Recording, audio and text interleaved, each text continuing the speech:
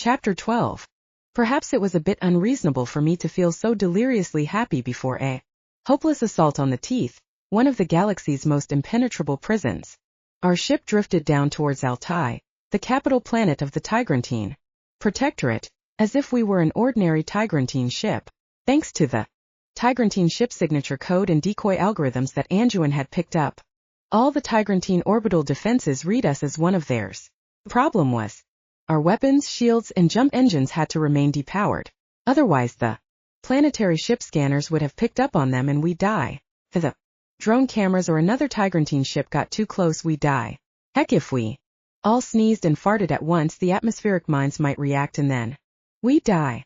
There were too many ways we could die without ever having a chance to defend ourselves. We were hole dark deep in a tiger pit with no choice but to keep going. And yet, it still couldn't wipe off the smile that was beginning to take up permanent residence on my face. "Everything all right?" asked Ral, settling into the co-pilot seat. I enlarged the screens, displaying what was below us. Vast seas, green-brown expanses interrupted occasionally by massive cities that were buried in the jungle. This was probably as much as I would ever see of Altai, the Tiger Shifter home planet. Usually the prospect of staying shipboard didn't bother me. It was part of the job as a pilot. Someone had to keep the engines ready to go at a moment's notice. And yet it was different this time. Maybe because I knew, even if there were no danger, I wanted to see how difficult it would be for me to even step foot on a shifter planet. Like Alzarfor, the home planet of the werewolves, Altai had a higher degree of gravity than most of the coalition planets. Without my exo-armor, I would be feeling as if 10-kilo weights were glued onto every limb. It wasn't that it was impossible for humans to live on shifter planets, but it took some time and some strength training to adjust. Without my exo-armor, I'd be helpless in a fight. I told myself this was the whole reason I got Anduin involved. I was good at flying a ship, but on the ground I was another average soldier, even if the gravity wasn't a factor. And average was not what Ral needed to break his people out of the teeth. Here my abilities made me less than average. On any shifter planets I would be less than average. A chill shuddered through me. I had watched the shifter noble dramas like everyone else. Royal shifter circles were a mess of political intrigue, dynastic scandals, and feuds dating back to the Elan era. I would make a fool of myself. Not that he had invited me there. I forced myself to exhale. No point in thinking about a future that might never come. "What are you thinking?" Ral must have heard me let out that breath. Little got by him. "Nothing. The little lie comes so easily, doesn't it? You don't need to spare me." And there it was, challenge again. It was almost a relief to fall back into our old habits. "I don't have to tell you everything that I'm thinking." "That is true. But I would like to know." "Why?" "Is it not clear, Captain?" "Because I care." Those simple words, as sugary as any advertisement, somehow stopped my breath. Faster than anything else he could have said. "Maybe later," I whispered. Ral opened his mouth to reply when Anduin yelled from the common area. "Hey, Prince, you need to take a look at this. We'll talk more later." Before he left, he bent down and brushed my lips with his. He squeezed my upper forearm as if reassuring us both. "Don't worry. We'll get through this." He thought I was worried about the mission. I should be more worried about the mission. I settled back in the pilot's seat in the cockpit, which was oddly uncomfortable, despite it being a standard coalition pilot seat. The ship was fast and best of all came with weapons mods perfect for close range combat. The navigational and comm systems were not only up to date but had some super mods that I'd never seen, totally the kind of thing that Red would have been all over trying to figure out. I wondered how Red was doing, if she and the princess were managing all right with the tigers. An enemy blip appeared on my screen. Like many extremely dangerous military missions, there were typically two ways to begin. The first and most obvious had you fighting failure from the start.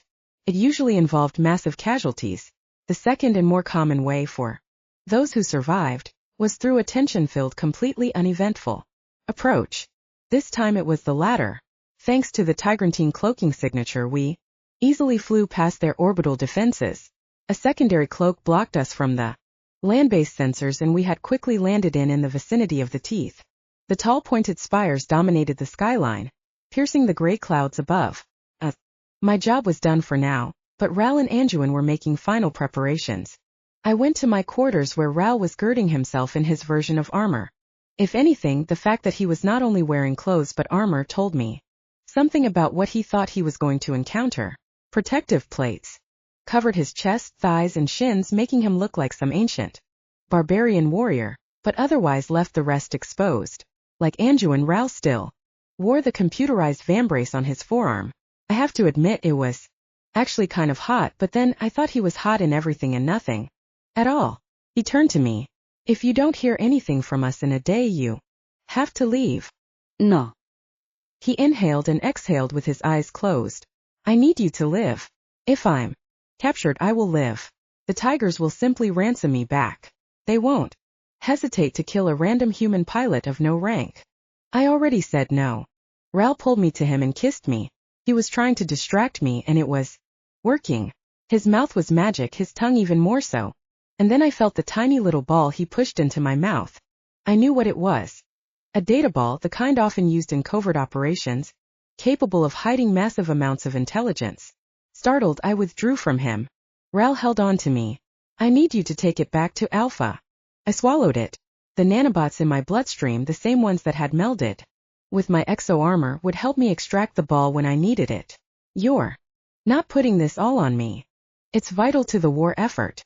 If you can get this through, it will all be worth it. Don't tell me the fate of the universe rides on my bringing this chip back. He grinned. I won't. Okay, I had to force myself to do it before I wavered. I have something for you as well. I undid the chain around my neck and took off a tag. I kept one and handed him the chain with the tag on still on it. He took it slowly. He looked at it. Your name is on it. And a serial number. My heart was beating so fast I thought it might flutter out of my chest. It's not the best idea. If they capture you and find me and my tag, they'll know the coalition was involved. He put it around his neck. I won't get caught. When we're finished, you're coming back to Alzer with me. I've got a place up in the mountains by a lake. There's fresh game and pristine water. I want you to taste real food, not that lab-made crud you've been eating your whole life. Eat stuff that actually has had dirt on it and once lived. I laughed. It sounds very nice. A very nice fanciful dream like unicorns and magic planets of fairies. He pulled me close. Honestly, it's an invitation to walk into a wolf pit with me. I won't lie. There's lots of politics. I raised an eyebrow. Do I have to be naked? His eyes glowed momentarily. Only when we're alone. I hugged him as hard as I could with my eyes closed. Ral, come back to me. Please. He squeezed me back. I will. They were gone. I had no idea what was happening. They could both die at any moment and I wouldn't have any way of knowing. And it was the most infuriating thing of all. The only thing I could do was wait. I couldn't sleep, couldn't pace, couldn't read or watch anything on the stellar webs, let alone the antique paper books I stashed in the cockpit there. Precisely for something like this. Couldn't even leave the star-fucked cockpit. Because even 5 seconds could mean the difference between capture or escape. Ral had to make it back. He had to. A day passed. A week passed. Ship sensors started going crazy. A localized security net snapped overhead. Invisible to the naked eye, but sensors saw it. It was the really nasty kind. The kind that was rarely used because it constantly sounded alarms since it caught almost everything larger than a person. No way I would be able to even escape now, even when Ral and Anduin made it back. At least now I could try and calculate the odds of escaping the net. Still I waited. And waited. Another day had passed. I forced myself to eat. I tried to sleep in the cockpit chair, but exhaustion mixed with stress adrenaline meant I fell asleep. For 10 to 15 minutes at a time, only to jolt myself awake in case they returned. Didn't matter if I was in no condition to fly. I wouldn't be flying anywhere. Not with that damn net in the sky. If Ral and Anduin got back to the ship, at least we could hunch down and close for a while. I had enough meal bars to last all of us probably a month or two. If we rationed things out, he had to come back. I jumped up as soon as I realized the console was beeping. On a screen I saw Ral's and Anduin's heat signature. Ral had a person's arm over his shoulder as he limped. Anduin carried another man slung on his back while the last woman staggered along behind them. All of my anguish vanished, replaced by a state of tense anticipation. thankfulness and an unwillingness to believe them safe until they were on this ship. The cargo bay doors opened. Med chambers were already set up in the midcom, ready to seal in any injured to cushion them from the stresses of flight and fighting. Their footsteps were heavy on the gangplank. I could sense quiet relief as they came in. Welcome back, I called to them over the comms. There's a security net deployed in the upper stratosphere, so we aren't going anywhere for a bit. Ral strode into the cockpit. He closed and locked the cockpit door behind him. I stood up. He smelled of dirt, sweat, and blood. He was as battered and filthy as the first time I laid eyes on him, and as unbelievably hot. I squirmed, feeling myself get wet from his golden hot gaze. Even as I found myself on the verge of throwing myself at him, something stopped me. This was not the Ral I knew.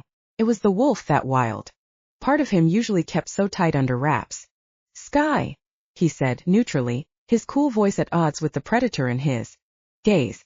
You're not supposed to be here. I know. He stalked over to me. Again that disturbingly calm voice. Why? Around his neck, he still wore the single dog tag I gave him. Furious as he was wolf as he may be, it was still Ral. I closed my eyes and leaned into him, my arms around his torso, my cheek on the flat plane of his pec. In the space of a breath, he shoved me against the bulkhead. My underskins were shoved aside as if they were never there. And then he was inside me. It was the most exquisite thing I had ever experienced, a welcome barrage as if he were a starship engine gone nuclear.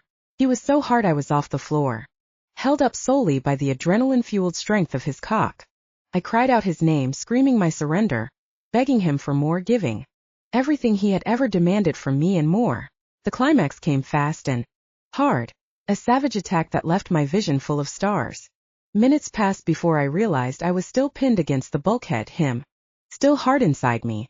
Slowly, I came to the realization that his lips were moving and words were being spoken. His forehead rested against mine. Do you know what you do to me, Sky? My mind was so blank I struggled with words. I glanced at the screens behind us, which showed that our situation remained unchanged. It was all I could do to say, show me again. His response was to hook my knees under his elbows. This time the slow delicious strokes burned the rest of my thoughts until there was nothing in existence but utter and complete bliss. An hour later we sat on the floor in the corner of the cockpit. His hands, his mouth, his tongue, his cock, all had been too persuasive. Finally he settled for holding me. My fingers entwined with his. The back of his right hand had a bandage on it. You should have left. But then I wouldn't be here. He sighed. There is that. Why can't you obey orders? He let out an exasperated groan and kissed me. I was like a starship soaring. Eventually my engine would burn and I'd probably crash to the ground. This wouldn't last forever. I'm here now. That's all that matters. Chapter 13. Ralph's return gave me a calm confidence that was completely at odds with the fact that we were in enemy territory, with every Tiger Shifter soldier both on and off planet searching for us. I allowed myself the luxury of several hours of sleep in a hammock I strung up in the cockpit. We were hidden underneath a mound of ice. Patrols, both piloted and droned, soared low overhead. My fingers drummed the yoke. Even with the wolf's back, I didn't want to leave the cockpit, lest there be a short-term opening in the net that could have the potential to be exploited. Aiken had hobbled into the cockpit earlier.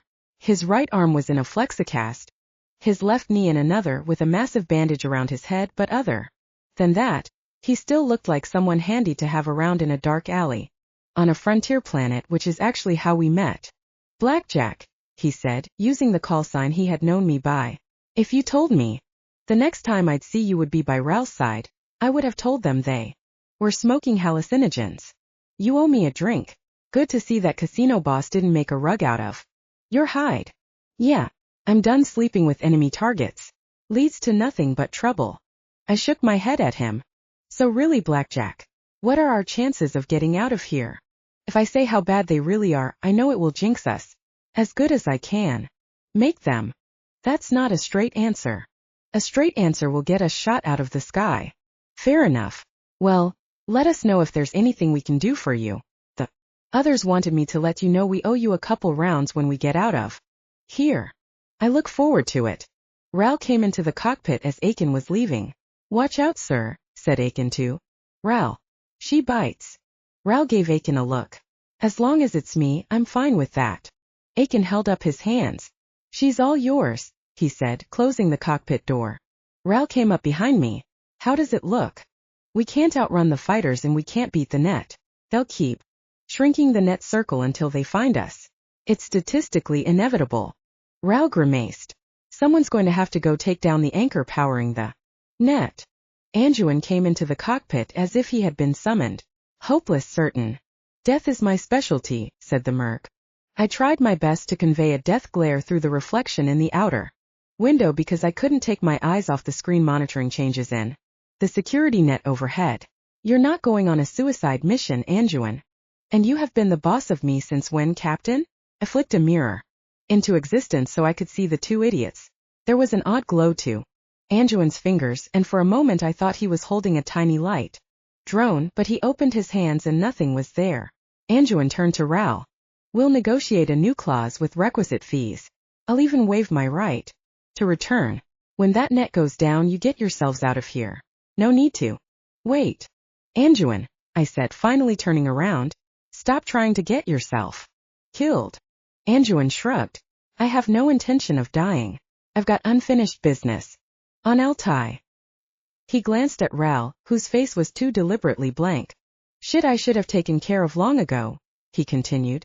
From their obvious we've got a secret look faces, they had come across something in the teeth. I swiveled my chair to Ral. What happened back there? More dead reanimated tiger shifters, Ral said with a frown. They're reviving the use of necromancy, said Anjuin.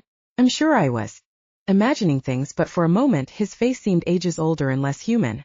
Then his fists tightened and his teeth gritted. Necromancy needs to stay lost. Trust me. Shifter zombies running around the galaxy won't help anyone in the long run. I raised an eyebrow at Anjuin. Are you actually acting out of a sense of trying to do some good? No. Fulfilling a contract that I thought was done a long time ago. Sure you are, I said. Believe what you want.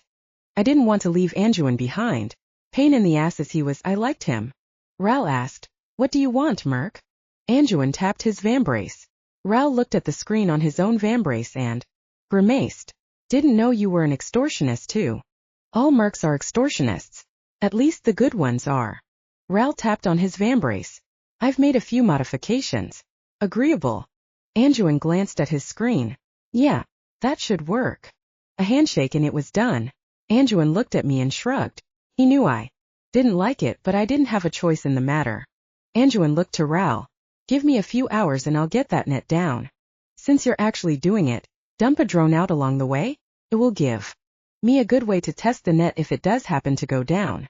Anjuin nodded as he stood up. Captain Daring, he said to me with a ritualistic bow. It's been a pleasure once more, he said, the words to an ancient farewell. May the stars shine brightly on your journey home. At least this was a good parting made on our own terms. If and when I saw him again, I hoped we would be on the same side. I stood up, clasped his forearms, and gave him an appropriate soldier hug with a thump on the back. And yours as well. And that was that.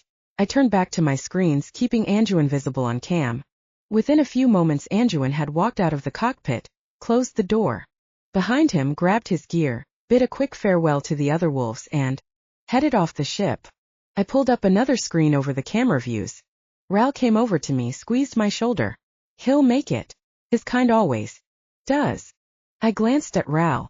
Do you know what he is? His face had that neutral blankness to it again. Do you? I turned back to my screen. He's not human. No, he's not. I didn't know what more Ral knew. I trusted Ral with my life. But betraying someone else's confidence in me? I couldn't do that. I won't ask you to abandon whatever secrets you've been asked to keep. But if it could pose a potential threat to House Nightclaw, I need to know. So long as you have his contract, he will not be a threat. I thought so. Good thing I have him on permanent retainer then. Anjuin? The merc who once fought a Grawler beast unarmored rather than sign a long-term contract? Must have cost something shiny. It did. I'll buy one less new shirt this year. That's a joke, by the way. Huh. That's a laugh, by the way. You've known him longer. Do you think I made the right decision? I knew he was probably trying to humor me and make me feel more included. Still, it was nice to be asked. Anduin is an asset to any side he chooses to be on. Contractual obligations are the only thing he believes in, which makes him easy to understand and deal with. The biggest problem with him is getting him to stay on your side. Thank you for that confirmation. Should I know anything else about his preferences on being bound? I smiled. Why don't you tell me your preferences on being bound?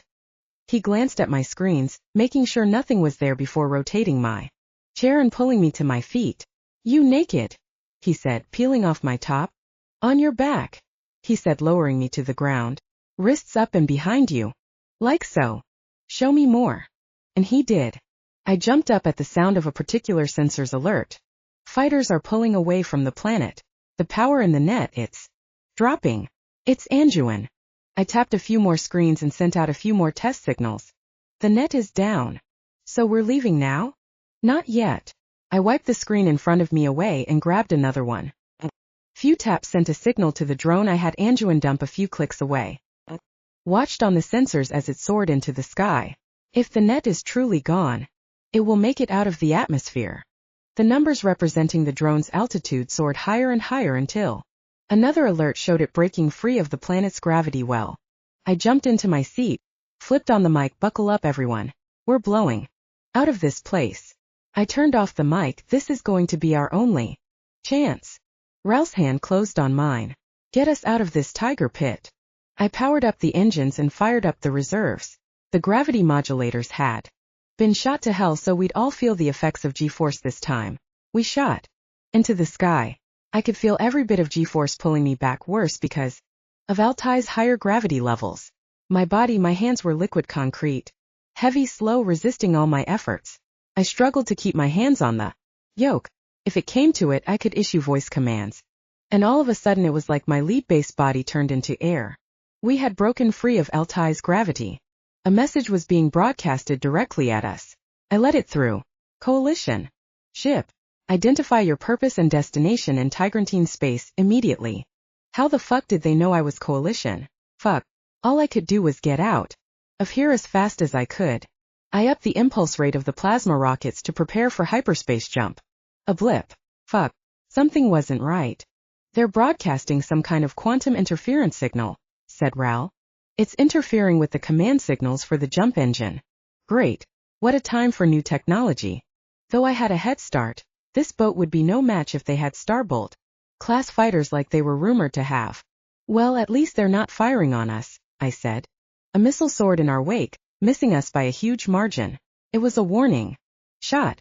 The comms blared. Coalition ship. Identif. I shut off the comms. Ral typed and dashed something off on another floating screen, closing it. Before I could get a good look at what it was. Are you sending them a message? Don't worry about it, he said. Worry about those 3 dots which are going to catch us in 5 minutes if you don't pick up speed. Fuck. I could push the engines faster, but then we couldn't build up the charge for the jump drive. I pulled up another screen and entered a few more commands. We're going to have to run for it. I banked toward an asteroid field on one of the borders of Tigrantine space. If I could get there before they caught me, I could lose them. I redistributed power to the core engines, reducing usage from all other systems. I had no choice but to fall back on a part of my training that I hope never to use. Werewolves could survive on lower levels of oxygen than humans for longer periods than we could. Life support too? Asked Ral. We can survive, but you can't. It won't matter if they catch us in the next few minutes. Ral did as I asked. Seconds, minutes ticked by as the clusters in the distance became more visible. Asteroid fields were deadly as anything you could possibly encounter in space. Visibility was shit in most places without direct starlight, and many asteroids were made of weird substances that tended to foil most sensors. It was generally agreed that flying into one was almost certain death. But there was a trick to flying in asteroid fields, which was not to be a pursuer. Pursuit meant keeping track of asteroids while hunting a target. Splitting your attention in a situation where it couldn't be split. Retreat into an asteroid field meant hiding and staying alive. Something exploded on our starboard side. I take my chances among the giant spinning rocks. Seconds, minutes ticked inexorably by. 4 minutes, 3 minutes, 2 minutes. We were about there, but so were the ships pursuing us. I banked portside, narrowly missing a jolt that would have fried every electrical system in the ship, leaving us a floating dead shell. "Watch out!" yelled Ral. Narrowly we missed an asteroid the size of our ship. 3 more fighters within range. I flipped the ship. Couldn't run anymore. It was time to play. I swung, dodged, leaped like I've never done before. I am the ship is me, this is it, I have everything to lose and I'm not going to lose it. Fuck no, not here, not now, screw you bitches, fuck you the dark hole fucking ass. I will see your fuck and raise you motherfucking 4 times and see how much damn better I am than you. I'm a goddess, I'm captain of my own damn destiny. And none of you can fucking touch me, I'm so hot, Inferno the sun, and none of you will defeat me. And then I saw it. A glimmer of light in a space that shouldn't be there. And it fucking tore off our left wing. The ship spun, everything beeping, screaming all at once. I attempted to get control, all the while trying not to get us killed by spinning into the asteroid field. Impossible. But I had to try. Fuck. This couldn't be the end. My screens lit up. The sensors were fucking reading the asteroids as coalition ships. We were so screwed. A final alarm sounded. No time for self-lies. "Ral," I screamed. "Sky." "I'm sorry, Ral." "Wait, what?" "I love yo, there's another ship." A blinding flash of light surrounded us. We were dead. Wait, if we're dead, why did my head hurt so much? I blinked. I shook my head. Gradually my vision came back. The ship was still spinning but slowing. Before us was a field of starships. Coalition and Alzer ships. As the screens came back online, my mind boggled at the number of blue and green dots. Was the entire Coalition North Fleet and possibly the entire Alzaran fleet here? What the fuck had happened? "Sky," I heard Ral say. "We fucking made it," I said. I turned my chair to face him. He kissed me. My mind did that melting thing again. At some point he stopped and moved away. There was a sorrowful expression on his face. It was so ludicrously out of place, like a monster emerging from a dead asteroid to clamp its nasty jaws around you. The juxtaposition with his expression and my situation was so bizarre I couldn't process it. My mind was moving at the speed of a vehicle with a burned engine and broken axle. Yet I always knew this was coming. I just didn't expect it to be so soon. What is it? What comes next? It's going to be different. We can't continue with this arrangement. I know you disobeyed orders, but I need you to go back to the coalition for now. I was filled with victory. But then complete meaning of his phrase sank into me. I didn't need to read between the lines. My heart cracked. I had been right all along. All he had needed was to convince a pilot to follow him on his mission. In microseconds I felt myself shatter. For a moment I swear I could feel each individual atom in my body, but then I realized that the pain was too big, too overwhelming for me to be so small. Why had I ever let myself think, let myself dream, let myself hope for anything with this arrogant bastard? Because that was what he was. A gorgeous spoiled man who should have been thrown off my ship the moment I saw him. Rage jolted me. That was better. It was better to be furious than to despair. All of these emotions swept over me in microseconds. I decided I wouldn't let him have the pleasure of dismissing me like another servant. I forced myself to shrug. I've done my job. We're done here, Your Highness. The title tasted bitter. I would rinse my mouth with the excrement of a Sepolian slug before I ever said his name again. This isn't over, Sky. It's captain to you. And I'd like you to leave my cockpit. There was a chime from his vambrace, an alert of some important message or something. He opened his mouth as if he wanted to say something, then looked at his vambrace again. We'll talk later. The door slid behind him. I could taste salt in my mouth. Tears threatened to spill from my eyes. Starfucking solar flare it, I wouldn't let them. He wasn't worth it. And yet, in my solitude, I knew I couldn't lie to myself again. Our ship limped into the gaping maw of the War Star. I could see the rows. Among rows of werewolf soldiers, uniformed and in human form, waiting at parade rest for our arrival. The chasm between us was never wider. This is Ralph's army, isn't it? Aiken had come to sit with me in the cockpit. We talked of other things, both of us carefully avoiding any mention of Ral, until now. His father's, actually. But it will be his. He hopes not. He's not the heir. I still didn't know how we had survived. A parade of triumph was clearly more important than any explanation to me. There was no way in hell I was going out there in front of all those people. When the cargo bay doors opened, rows among rows of werewolf soldiers saluted. I watched through the windows as Ral strode forward. He was utter magnificence and unbowed confidence, clarity, everything you would want in a leader. He headed toward the tall man standing in the middle, an older version of Ral who enveloped him in a massive man-hug. Then he turned and raised Ral's hand. The roar was so deafening it shook the ship. It was a welcome. It was a war cry. They slapped him on the back, they cheered him, they fucking hailed him as their leader. The Alpha raised Ral's hand. To war. To war. Shards I hadn't even known were pieces that fell into place. Completed a puzzle I hadn't even realized I had been trying to figure out. I'd been used as an excuse to start a war by allegedly going against his Alpha's orders and convincing a coalition pilot to go underground and with him on an unauthorized assault on a Tigrantine base. His Alpha had complete deniability in an intended broach of the peace treaty. Open warfare had broken out between the tiger shifters and the werewolves. This is what Ral was talking about. I was ice cold like the deepness of space, colder than I've ever been in my life.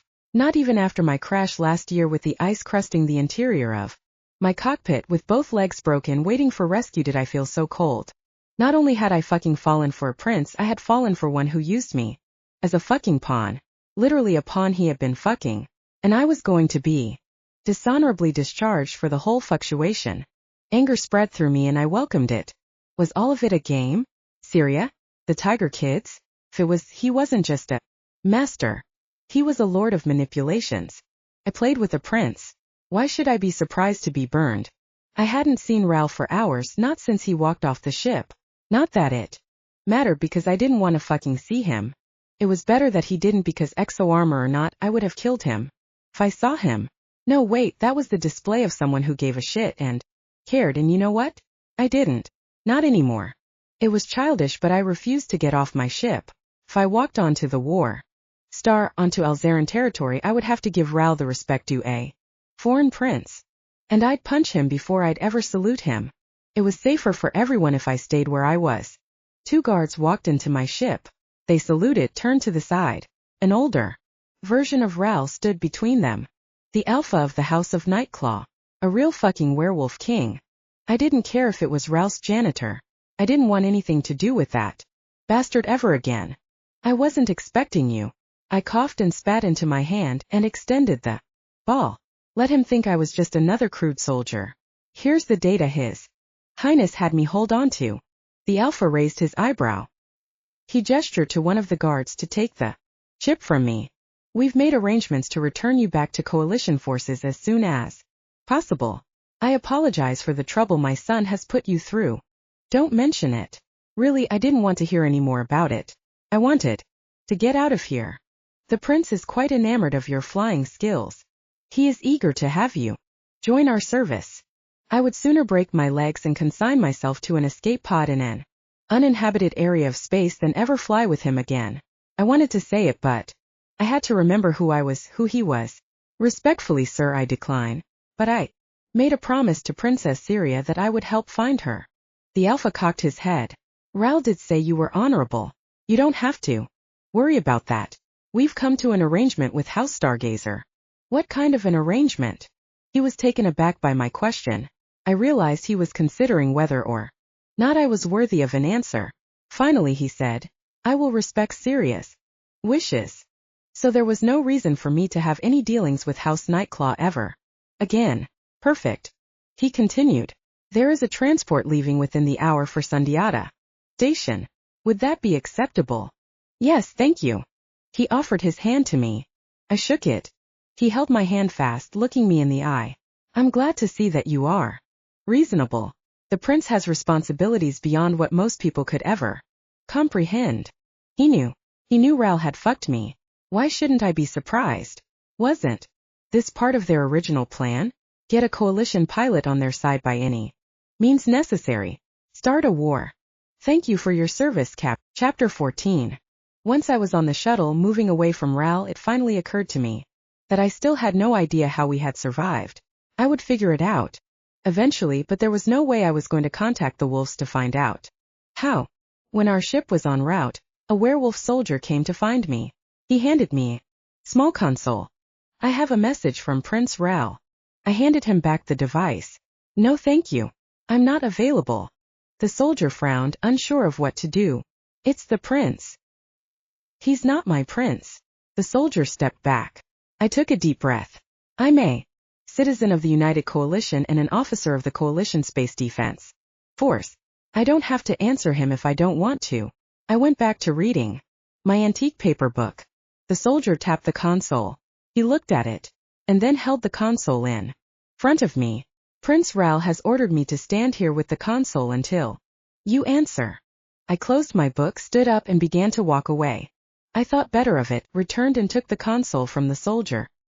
Typed, "Bye," and handed it back to the soldier. There. You're free to go now, soldier. I turned and left. Couldn't let a poor soldier be stuck standing guard for hours for the stupid whims of an arrogant asshole. I wouldn't subject a fellow grunt to that kind of pain. After getting back to a coalition base, I checked my messages for the first time in weeks. There were dozens of comms from a particular Alzaran address. Deleted them all without reading, but unfortunately, I couldn't help seeing the stupid little preview. 3 at Nightclaw House Alzar 4. You can't run away. This is not 3 at Nightclaw House Alzar 4. We need to talk. There's no point. 3 at Nightclaw House Alzar 4. I'll find you. You can't hide forever. I will come for you every time. When we landed, Colonel Chan and Brigadier General Shah were on deck for debriefing. First, there was the official debriefing where I told the story I was supposed to tell. Later, Colonel Chan met me at a bar. She was an old friend and I gave her the unofficial debrief.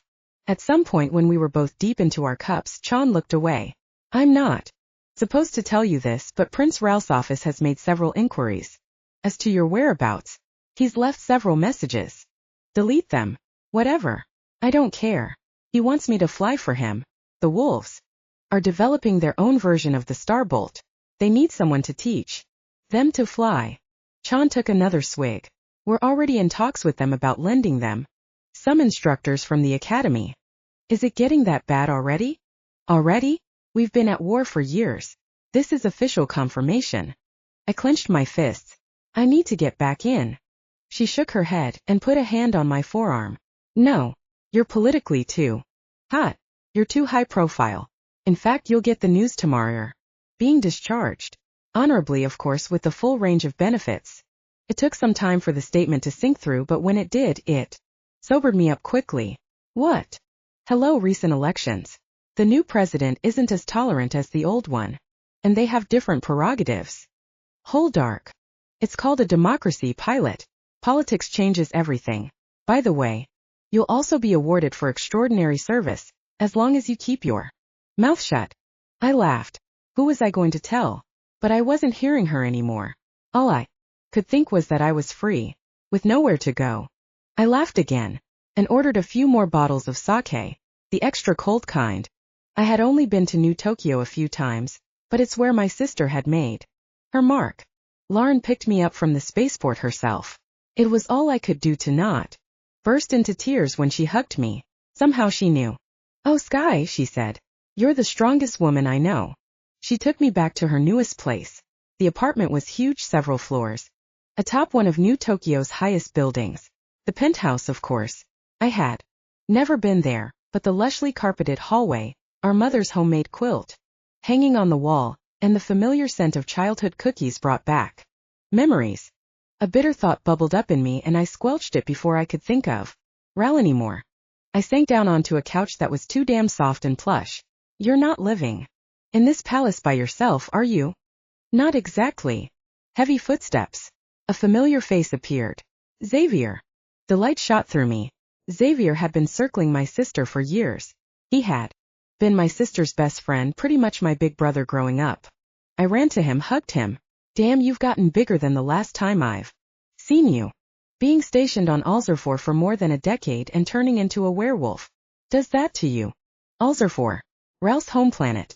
Another reminder of why it never would have worked. It wasn't an easy adjustment to the heavier gravity of shifter planets. Not that I would have had the time to be on his home turf that often. What was Xavier doing here? Lauren gave me a shy, satisfied smile as if she were a tiger that had just caught its prey. I let out a scream. Both of them jumped. You're together? That is so great. When is the wedding?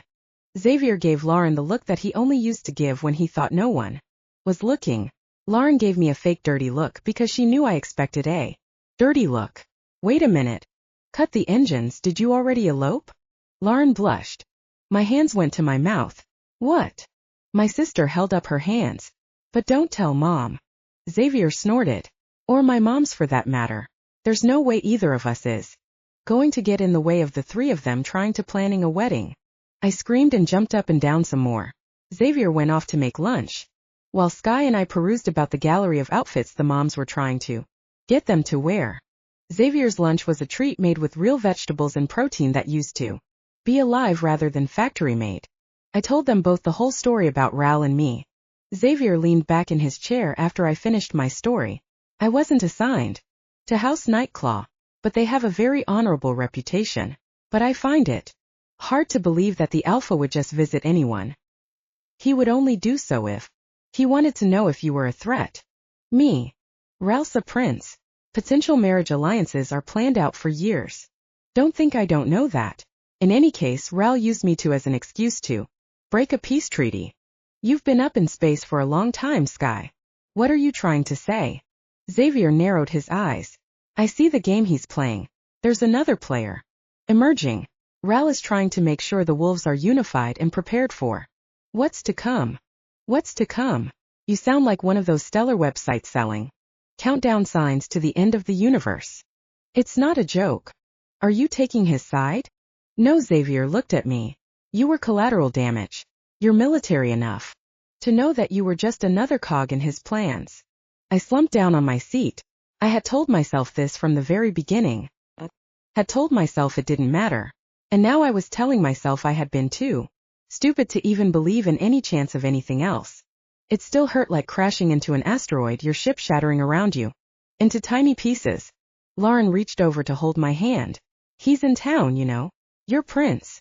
I nearly choked on my once living super expensive steak. I coughed for several moments before I could say the words, excuse me. Yes.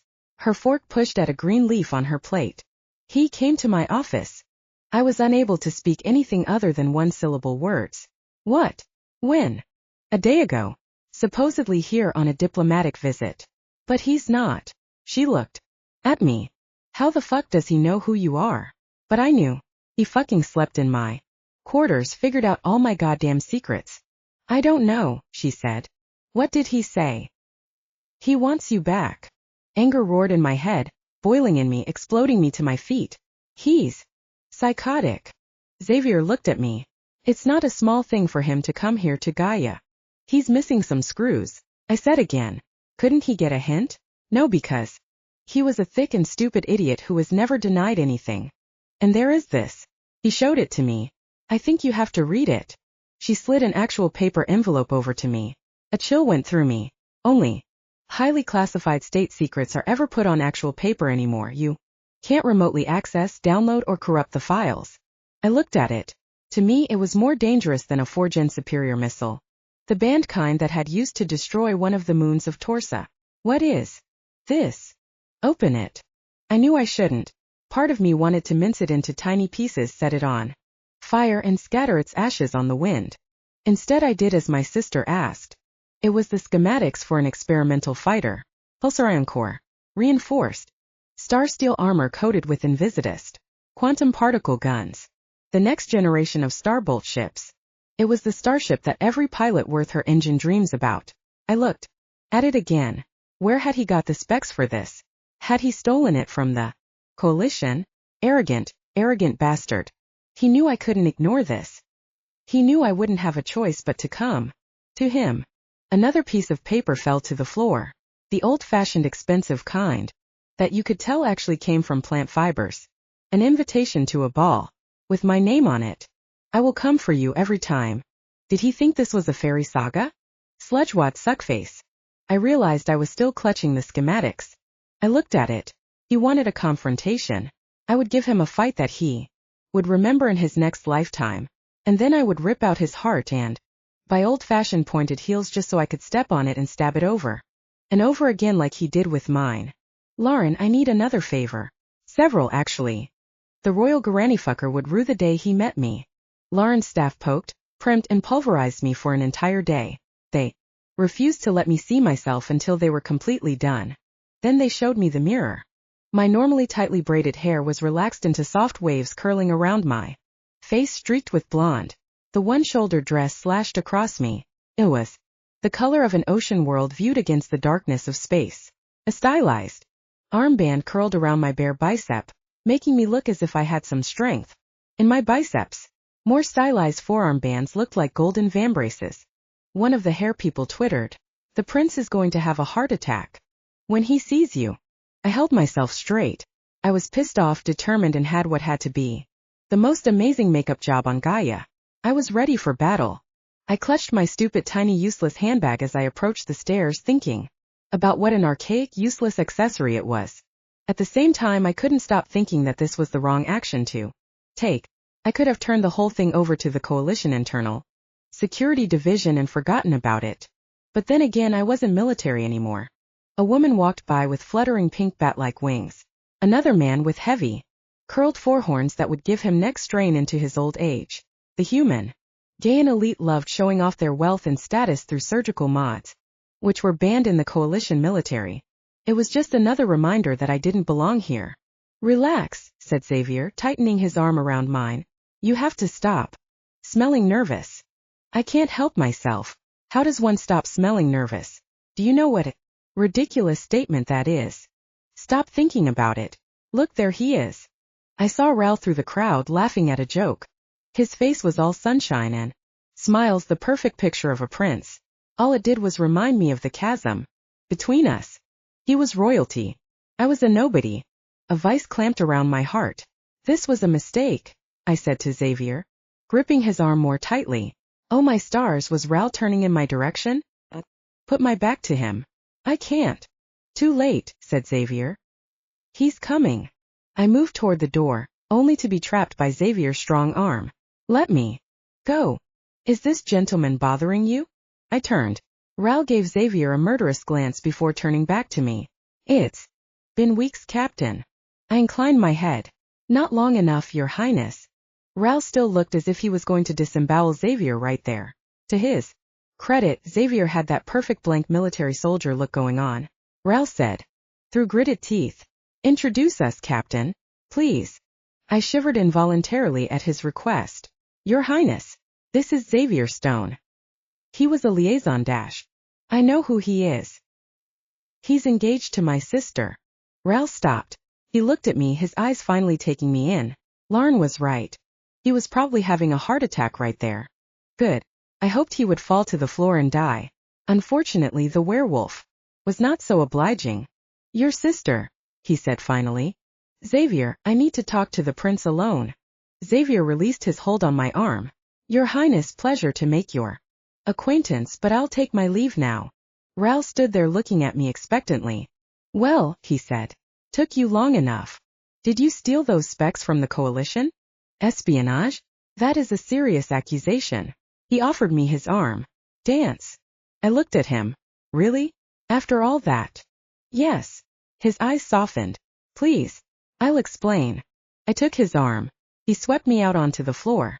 I hadn't danced with anyone in years. In the stupid evening gown and stupid shoes, I was as clumsy as a soldier wearing exo-armor for the first time. But Raoul was as smooth and coordinated as I expected. "Where did you get those specs? It's clearly not something developed independently." "I bought them." "Impossible. The coalition would never sell. Open war changes plans, as does new leaders in recent elections." With every atom of my existence, I wanted to believe him. I wanted to be swept away by his warm hands and lithe movements into this impossible fantasy of a dream. "I can't trust you. That's the problem." "The problem was that you ran away." "No. You never told me the truth about your plans." He shushed me. I couldn't. Anger boiled within me. I pushed his arms off and stepped back. "You're not even aware that this is something you should be sorry about. There's nothing more to discuss." The room darkened for the beginning of some sort of hollow show. I pushed through the crowd away from him. There were so many people here I couldn't even figure out where the exit was. I had to settle for a random interior hallway with a bench. There was a perfectly manicured tree growing in the middle of it, blooming a cacophony of genetically engineered rainbow flowers, as well as a few people sitting on other nearby benches. I sat down on an empty bench and tapped at the comm hidden in my bracelet. Sent off a quick inquiry to a friend, the sort of friend deep in bureaucracy, who would be able to tell me if Ral was lying. I had barely finished when the response came, a link to a press release hailing a closer relationship between Unified Alzer and the Coalition. Ral was telling the truth. I didn't know what to feel. Should I feel bad for being wrong, or relieved? And even if it was the truth, then what? That didn't change what had happened. He fucking used me, manipulated me to start a war. But part of me knew that the war was already here. Now governments actually acknowledged it, and now maybe something would be done about it. If I had known what was happening, would I have changed anything? No. Then what was this about? And then I realized. I was scared, frightened, angry, a volatile mixture roiling within me that Wood was destined to turn into bitter acid. I couldn't trust him, because part of me knew a man like him would never want a woman like me. Part of me had known better. Part me had loved every touch, caress, kiss of his anyway. I should have known. Men like him were liars. I hadn't learned my lesson the first time. This was a mistake. I should never have come here. I should never have given him a chance. I should never have loved him. I heard Xavier's voice first. She doesn't want to see you. I looked up and saw Ral giving his alpha death glare to Xavier, who stood with his back to me. There was a growl, almost subvocal but enough to send goosebumps along my skin. It was the warning of a predator before it. Disemboweled you. Ral growled, his voice deeper and more beast-like than I had ever heard before, as if he were already shifting. Move. Now. I looked up and saw the two of them circling each other. Stop it. Xavier said, his back to me. Do you want to see him, Sky? Fangs began to emerge and eyes began to glow, and Ral's gorgeous suit tightened and began to tear as the wolf began to emerge. He may be a prince, but at his core he was a wolf. I sighed. Fine. We could have this fight out now. It was what I had come for. Anyway, Xavier, let him through. Xavier glanced back at me. Are you sure? I held Ral's gaze. Yes. It will be over in a few moments. Ral brushed past Xavier as if he wasn't even there and kneeled before me. What the fuck? Sky. He looked around and realized we had an audience. Everyone. Out. Now. And they listened. They actually fucking listened. All except for Xavier, who looked at me expectantly. I drew my hand across my face. You might as well. Go, Xavier.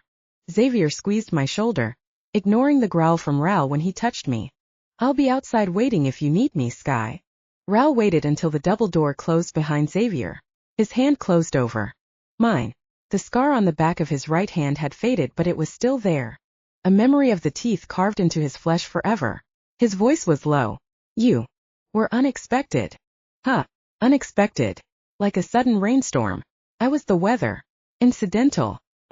Wasn't going to be incidental to anyone, him least of all. Why are you still here harassing me? You've won. Open war. A unified planet to rule. Your own version of a starbolt. Oh wait, you still need pilots. There are others. He interrupted me with a firm no. Finding you was unexpected. I didn't think. If I heard any more I would burst into tears. And there was no way in the universe I would give him that satisfaction. I shoved him as hard as I could. The suddenness of my movement almost dropped him on his ass, but he caught himself. It would have almost been funny in a different situation. Stop pretending now. There's nothing to be gained.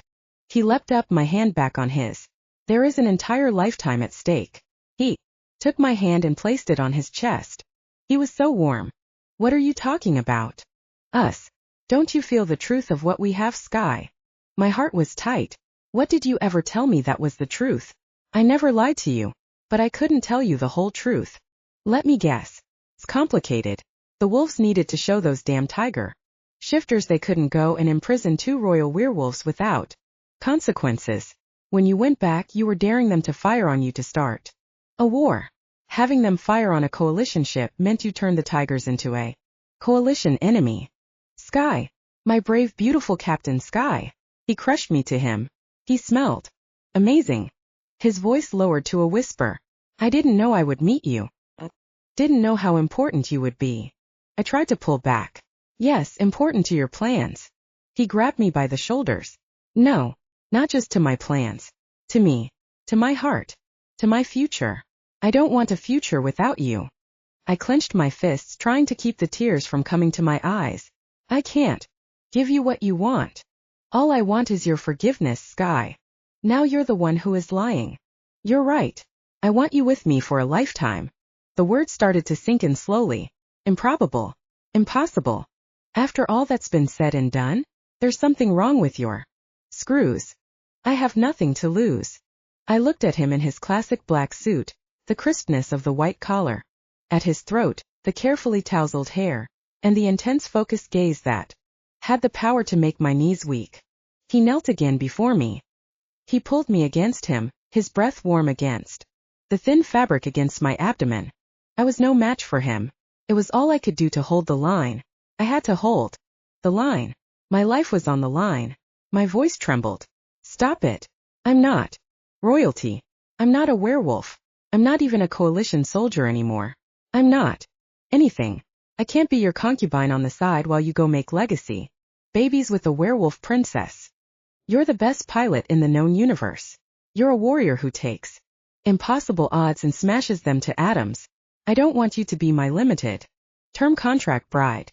I want you to be my wife. Always. Forever. My head echoed with the enormity of his words. I was trembling. No more exo-armor. No more defenses.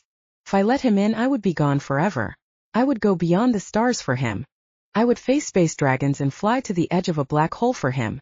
A small voice that couldn't possibly belong to me. Is that even possible? His hand steadied mine. If you say yes, it is. He would utterly and completely destroy me. It can't be that simple. His hands tightened against the fabric, crumpling some parts of the dress that probably shouldn't be crumpled. I'm a prince, Sky. It is that simple. Say yes. But without him, I was a crashed flaming wreck. I forced myself to breathe, stiffened my spine. I thought I told you. I don't take orders from you. Why don't you put it in writing, make it an official request? Ralph's smile was wicked. If it pleases you, I will. For now, please accept my humble request. Please marry me. Please, Sky. Please be my wife. For every please I utter, there will be a time when you will return them to me tenfold. His hand found the slit of my dress. Fingers with calluses stroked the skin of my upper thigh. The sensation was at odds with the image of the perfect prince in front of me. It reminded me of who Ral really was. A warrior. A man who loved me. Really was that simple. Epilogue. Princess Syria of House Nightclaw. Warstar Shakai of House Stargazer, Tigrantine Empire. The children slept, but I couldn't. Red and I were still trying to convince the children they wouldn't be eaten. Although we had made some progress, they wouldn't stay in human form unless we were with them. The tigers had ended up giving us a suite of 2 rooms on the Warstar. Red and I were theoretically supposed to sleep in the outer room, and the children in the interior. However, they had really taken to Red, who was sound asleep on one of the bunks in the children's room. I went into the other room. Floor-to-ceiling windows took up the expanse of 2 walls. Stars twinkled and a red moon hovered in the distance. The room was sparsely furnished. There was a cushioned seating area in the corner that turned into a bed. Over by the window there was a small round table. I walked toward it and saw the pieces of a zhangqi set laid out, ready for a game. Chills pricked my skin. It was a game of zhangqi that had changed my fate so long ago. Without zhangqi, I wouldn't be alive today. I picked up a worn stone. This. I rubbed my thumb over the smooth, ancient engraved characters. For some reason I heard Kai's words in my head. You are important. I set down the pawn. You are not alone. I picked up a cannon on the opposing side. This is real. It had all been lies. Lies of omission perhaps, but the result was all the same. He had loved me, lied to me, and left me. Kanona's voice startled me. Do you play? She stood beside the open door, unarmored now but still in military uniform. She carried herself with efficiency and command. I set the piece down. Not for a while. Kanona strode towards me, and took a seat at the table. One doesn't forget the lessons of zhangqi. She pushed a soldier forward and challenged. Let's play. We played in silence. She was good. She executed the appropriate strategies flawlessly, but I always played to survive. When I ended the game by taking her general, I looked up to see Kanona studying me with an evaluating gaze. Thank you, I said. For the game? Or for coming for you? Both. Kanona stood up. We sent people to release you and your brother from the teeth, but you were already gone by the time they arrived. I hated that I had given in and asked Kai of all people for help. Tears threatened to spill from my eyes. I couldn't let her see that weakness. Time to change the subject. Another game, and this time I would let her win. I began resetting the Zhangqi board. I am sorry for your mother's passing. Kanona went still as if I had hit her. Thank you, she said slowly. Her time was too short. And now Kai is Lord Stargazer? I asked. I knew, but I wanted her affirmation. To drive another blade into any future I thought we once had. It would be simpler that way. And now Kai is Lord Stargazer, she confirmed. Kai wasn't just any Tiger Lord, but now a ruler in his own right. House Stargazer was one of the 12 noble families who alternated in ruling the protectorate. Kanona picked up a pawn.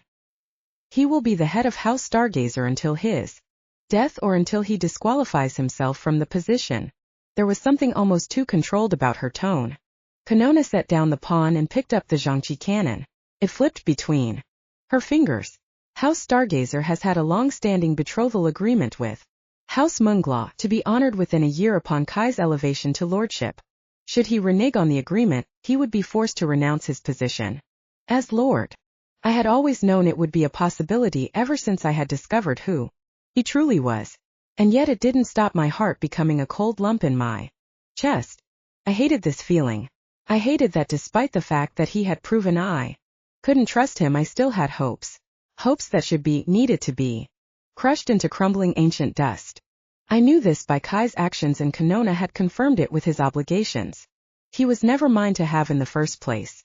I took my hands off the Zhangqi pieces, folded them into my lap, my fingernails digging tight into my palm. I understand. Kanona watched me with that calculating gaze. Do you? She leaned forward. There's something else. Kai doesn't know you're coming. I was the one who received your messages, and I made the decision to come for you. I wanted to meet the woman my brother spoke of to our dying mother in her final moments. I had no words. Kanona stood up, keeping me in her line of sight as she faced the window. I want you to understand. I love my older brother. He was the heir and I was the bear. Throughout my childhood I looked up to him. I wanted to be just like him. So we were assigned the same lessons, given the same assignments. The philosophy, languages, the art of war and peace, logistics, management, resource allocation, everything the proper leader of a house should know. And Kai, she laughed. Kai would avoid his lessons like a strain of Upnean plague. He'd rather be climbing to the top of the castle, hunting marbits in the forest, or swimming in a nearby creek. I, on the other hand, studied during all my waking hours and received full marks across the board. She looked at me again. I had the feeling that if she could scan me with her vision, she would. Do you care for him? I couldn't lie to her. But I wasn't ready to truly feel, let alone say my thoughts on the matter. If I were honest with myself, I wasn't really sure what they were. So I said the most accurate thing I could. I thought I did. But many things have changed since I last saw Kai. She turned back toward me, her arms clasped behind her back, and thought, that is truth enough for now. My brother always means well. But despite his great vision, despite his gifts, he is often blind to the obvious. He was on Harmony, tracking down another dead end on mythical dragonlords, wasn't he? I thought his family supported his search. I believed in my brother, and honestly I still do. Even now, he continues his search. But things have changed, and so must our priorities. We have lands under siege. We have people dying. We have people to save. Kanona tapped her vambrace. Bring them in. The doors opened and 3 came in, garbed in the retainer livery of Stargazer. 2 men pushed forward a floating cart laden with bolt after bolt of the most decadent shimmering fabrics. A small petite woman came forward, wearing a vivid blue head covering. This is Rayana, my personal couturier. She will take your measurements and begin making arrangements for what you will need. I couldn't help but finger one silken white fabric sparkling like stars, as light as air and almost as sheer. I appreciate your efforts, but I must decline. I'm a librarian and disowned from Nightclaw, or so I've heard. What would I ever need with clothing like this? The tailor pulled the fabric from my hand. Angel maid, she said as she deployed tiny drones that hovered around me, pulsing flashes of measuring lights. It's also blade, claw, and laserproof. Excellent choice. No, wait. Kanona made a dismissive sound. I will not let it be said that our house failed to treat you as befitting your blood. We wouldn't want you be dressed in anything less than the very best at Kai's wedding now, would we? The reality of it slammed into me like a hammer. She was bringing me to Kai's wedding to show me how impossible it all had been. She wanted to make sure I knew that Kai could never be anything to me. I couldn't breathe.